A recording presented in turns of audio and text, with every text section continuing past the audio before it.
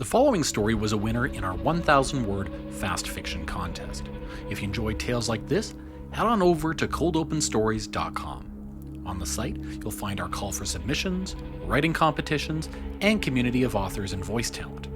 You'll also be able to check out our award-winning full-cast audio dramas, fan fiction, and original content. And now, Cold Open Stories presents Efficiency, written by Justin Boyle and performed by Luca Huber.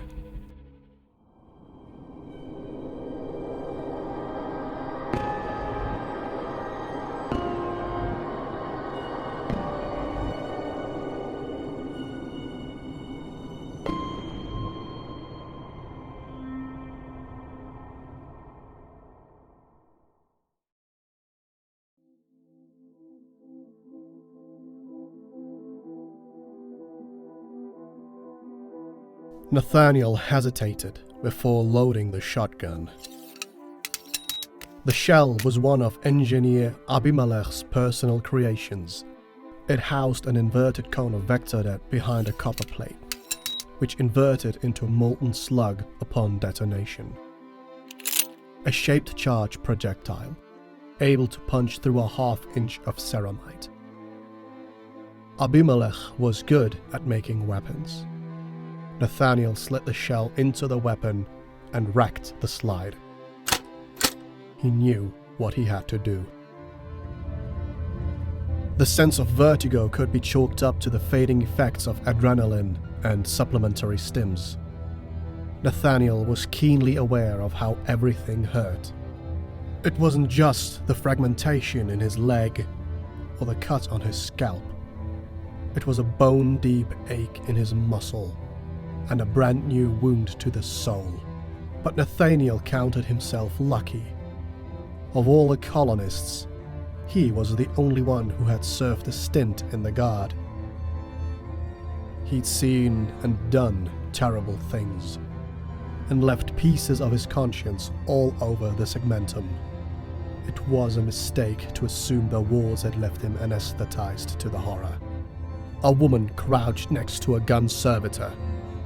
One arm rested on the caterpillar tracks, and her face was buried in her elbow. The floor was littered with heavy stubber casings. It stank of lubricant and carbon. The weapon was almost 2 meters tall, mounting quad stubbers that reminded him of a Hydra flak tank rendered in miniature. The biological targeting system looked as if it had been added as an afterthought. The fact that the installation was a rush job didn't help. He tried not to stare too long.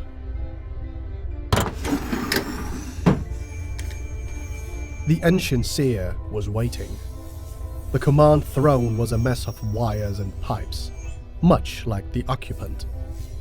If Abimelech felt any undeserved satisfaction, Nathaniel couldn't see it. The brick-red robes and thorough augmentation concealed most of his ugly face. It was impossible to tell precisely what Abimelech was doing.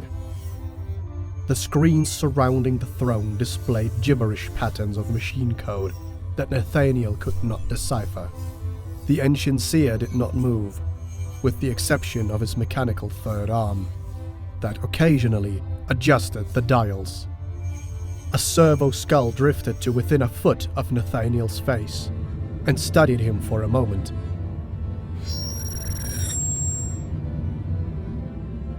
Whatever its purpose, the machine was apparently satisfied. It moved away without comment. Nathaniel felt a sudden hatred for the thing that he had never felt before.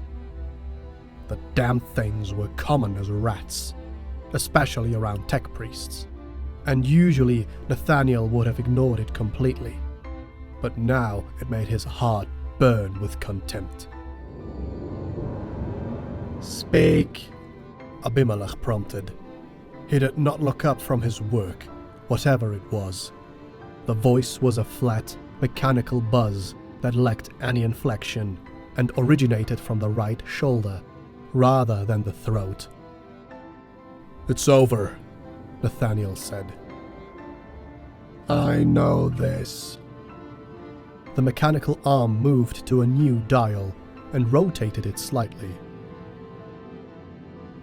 Hostile forces have been routed and withdrawn to 18 kilometers. I estimate 37% casualties among the hostiles, when compared to 14% casualties among defenders. At this point, Abimelech finally condescended to look at Nathaniel. He was a mechanical cyclops, with a mask of Rococo pattern bronze surrounding a single green optic lens, centered directly over the bridge of his nose. An ornamented gorget concealed most of his lower face.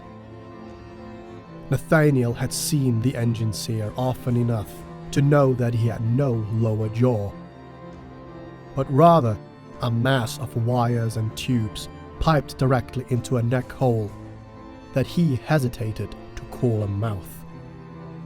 The colonists performed above expectations. Abimelech continued. Combat efficiency and responsiveness were far below standard for regular military forces, but nonetheless above that expected of disorganized militia. But the servitors, Nathaniel said, angry that Abimelech would so blatantly ignore the proverbial hierophant in the room. Also performed above expectations. The ancient seer interrupted. Now he rose from his throne, cables snaking across the deck and disappearing beneath his robes. He stood straight, with his back unnaturally erect, looking down on the peasant before him. Nathaniel couldn't help but feel a little intimidated. But he knew how to handle fear, and at that moment he was too pissed off to care. Combat servitors displayed acquisition speed and synaptic alacrity 21% above baseline. This is almost certainly due to the donor subject's heightened reaction and improved visual acuity. I estimate the servitors were responsible for 78% of all hostile casualties. It is safe to say we would not have survived the encounter without them. Abimelech began to turn back towards his apparatus, but he hesitated as if he forgot something. The tortured face turned back to Nathaniel and regarded him for a moment. The single optic lens made a scraping sound as it refocused. You should be proud, Abimelech said. At that, Nathaniel raised the shotgun and put a shaped charge penetrator straight through Abimelech's eye. It was a practiced and fluid movement, honed to the point of instinct by hours of drills and bloodshed across a half-dozen battlefields. The gunshot in the confined space was deafening. He could hear nothing past the squeal of tinnitus. Abimelech stiffened, but did not fall. Without his inputs, the enigmatic limbs just locked in place, turning him into a flesh and bronze statue. Nathaniel pumped the shotgun and ejected the spent shell onto the floor. Heartless son of a bitch. He shouldn't have used the children.